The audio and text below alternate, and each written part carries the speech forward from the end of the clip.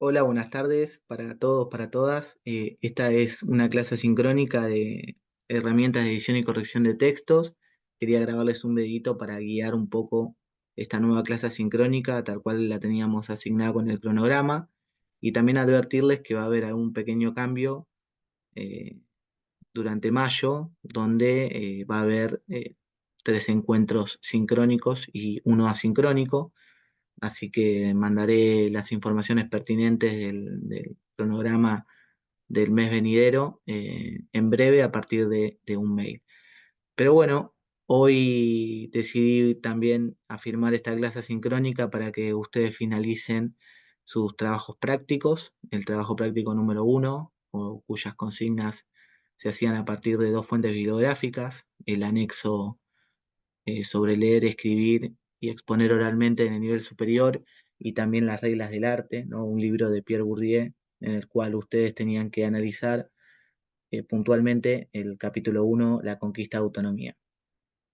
Eh, durante todo el fin de semana van a poder mandarme ese trabajo, eso no hay ningún tipo de problema. Cualquier duda o consulta que tengan, escríbanme a la brevedad urgente, y los que ya me entregaron, ya les contesté la recepción de los trabajos, así como también en unos días le enviaré las devoluciones y por supuesto las calificaciones. Eh, Como la clase que viene, que va a ser un encuentro sincrónico, pretendo darle una dinámica para tratar de cerrar el tema Bourdieu, ¿no? Y todo lo que estuvimos viendo durante estas semanas sobre las reglas del arte y también de algunas fuentes bibliográficas que nos quedan.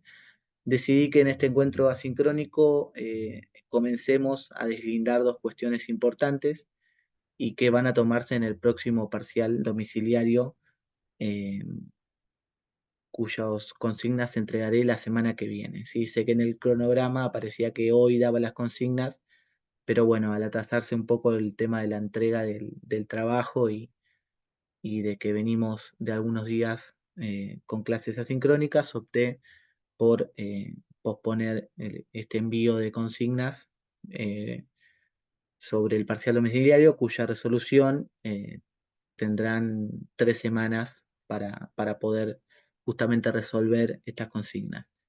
Entonces, como decía, quería guiarlos en los textos que les voy a pasar hoy para leer, que básicamente constan de tres PDFs, de tres archivos, algunos pertenecientes a la unidad número 2, otros pertenecientes a la unidad número 3, y vamos a explicar un poco su conexión.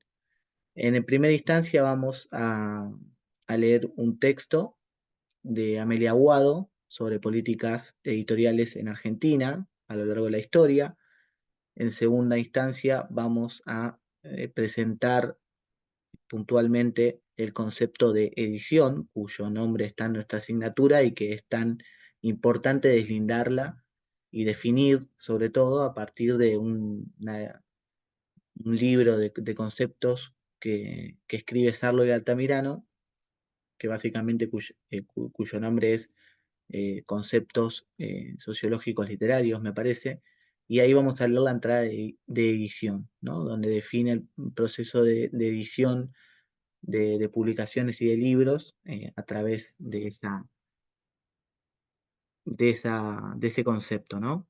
Eh, y después vamos en último lugar, a leer un poco de Piccolini, que habla de el ejercicio o la puesta en libro, ¿no? Ese proceso que continúa más allá de la corrección y la edición, que es la publicación, básicamente.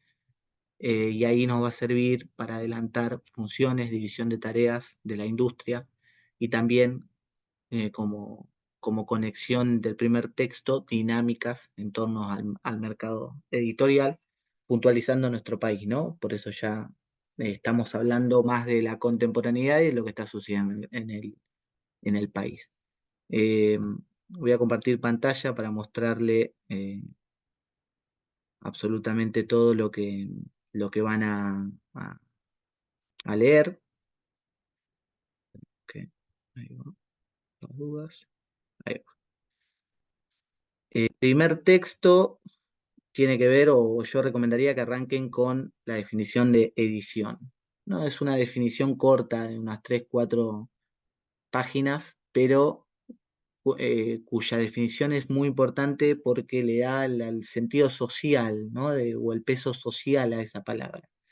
No se queda solamente con, por ahí, acciones concretas que hace algún editor o editora, o las diferentes tareas que están en la puesta al libro, que eso lo vemos con Piccolini, sino que más bien da una definición general, taxonómica, en definitiva, que de alguna manera evidencia cierta afinidad con el análisis de un proceso social. Entonces, tenemos que tener en cuenta que esto está definido como si fuese un proceso social en conjunto y no solamente un proceso creativo o artístico, ¿no? Como puede llegar a ser el hecho de corregir o editar, por ejemplo, novelas. Entonces, en este caso, ya arranca con hechos históricos contundentes, ¿no? La invención de la imprenta, después la popularización de la novela, eh, qué cosas marcaron la edición moderna, sobre todo, y puntualmente focalizan en la puesta al libro, es decir, el momento en el cual el libro comienza a ser una mercancía asequible, eh, digamos, para el grueso de las personas. Entonces, desde ahí habla de la importancia de la literatura del siglo XIX, de los procesos que de alguna manera marcaron la popularización de la novela, y obviamente en este sentido termina con el ejemplo del folletín, eh, que claramente la novela de folletín, ediciones fasciculares que salían en diarios de la época, es el inicio de cierto nivel de popularización de la literatura. Y por ende, al hablar de popularización de la literatura, estamos hablando también de un naciente mercado editorial. Por eso hablaba puntualmente de que este concepto de edición está más ligado a la edición como proceso social. Si vamos a buscar la edición como proceso eh, creativo o de división de tareas, tenemos que leer el texto de Piccolini, que básicamente habla de la puesta en libro. Es otro PDF que le voy a compartir en el mail, que le voy a mandar junto a este video, y tiene que ver con conceptos técnicos para describir el proceso de edición. Esto lo vamos a volver a ver en algún momento, sobre todo en una clase sincrónica, pero ya creo que vayan adelantando ciertas lecturas como estas, donde, bueno, básicamente el puntapié de esta ponencia es cómo podemos entender hoy el proceso de la puesta en libro, de qué tipo de decisiones depende, quiénes toman esas decisiones, es decir, la división de tareas dentro del proceso de edición y corrección, y si son las mismas para todo tipo de libros, ¿no? Entonces, ya ahí no nos estamos refiriendo tanto a eh, una definición sociológica del proceso de edición, sino una definición más bien de índole técnica y que tiene que ver justamente con la división de tareas y la demarcación profesional del proceso de edición. O sea, ¿qué hace un editor? ¿Qué hace alguien que publica esas ediciones o esas correcciones? Y ver hasta dónde llega la figura del escritor o de la escritora, hasta dónde llega la figura del editor o la editora.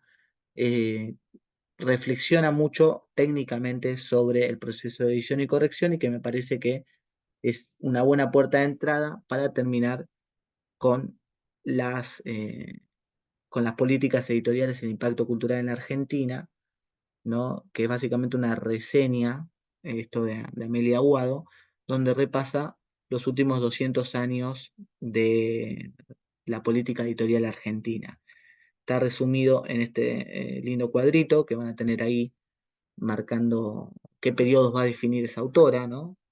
Separa fundamentalmente eh, 7 momentos, ¿sí? De la evolución de la industria editorial, y los va a separar, sobre todo de la fundación del Estado moderno argentino, es decir, 1880, hasta los años 2000. Va a ser una suerte de resumen o de entrada o de microcontexto que nos puede ayudar a entender cómo se desenvolvió la historia editorial argentina y cómo podemos empezar a relacionarlo con los conceptos que estamos viendo, en este caso con Piccolini y con Sarlo y Altamirano, que son como nuestros marcos conceptuales teóricos, pero por sobre todas las cosas, también con Bourdieu, y con los que nos falta ver por Bourdieu, de Bourdieu, que es el sentido social del gusto, y obviamente los capítulos que ustedes ya leyeron sobre las reglas del arte, pero que todavía no tuvimos una clase teórica sobre eso. Así que el viernes que viene, seguramente, en clase sincrónica, estaremos desarrollando Bourdieu, estaremos repasando algunas cuestiones que ustedes leyeron, algunas lecturas que han tenido sobre estos textos, y presentaremos también el parcial domiciliario. Entonces, de este lugar, eh, podemos dar por finalizado el encuentro asincrónico. Yo voy a estar subiendo este video para guiarlos un poquito sobre qué vamos a hacer o cómo vamos a accionar de acá en adelante. Así que tengan un buen fin de semana, y ya seguramente el viernes 3 de mayo tendremos un encuentro sincrónico de hora y media, 2 horas, para poder desarrollar, desmenuzar, desarmar lo que nos queda de la conceptualidad burdesiana, y también vamos a ir entregando las consignas del parcial domiciliario que van a tener que hacer. Como les anticipaba, mayo enteramente va a ser virtual, sincrónico, salvo la clase presencial, que me parece que va a ser si no me equivoco, el 17 de mayo. Tengo encuentro presencial con literatura y estudios culturales, y por eso vamos a tener encuentro asincrónico ese mismo día 17. Sin ningún tipo de otra información, cualquier duda o consulta, me escriben al mail y yo le voy a estar respondiendo. Saludos.